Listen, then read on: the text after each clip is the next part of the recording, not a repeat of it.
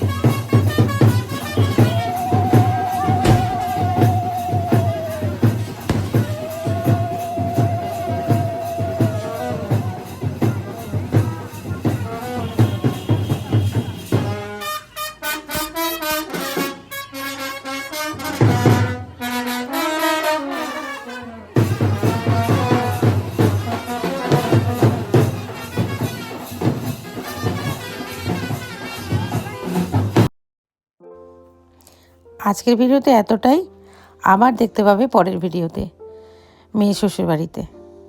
Tata বন্ধুরা, সবাই ভালো থাকবে।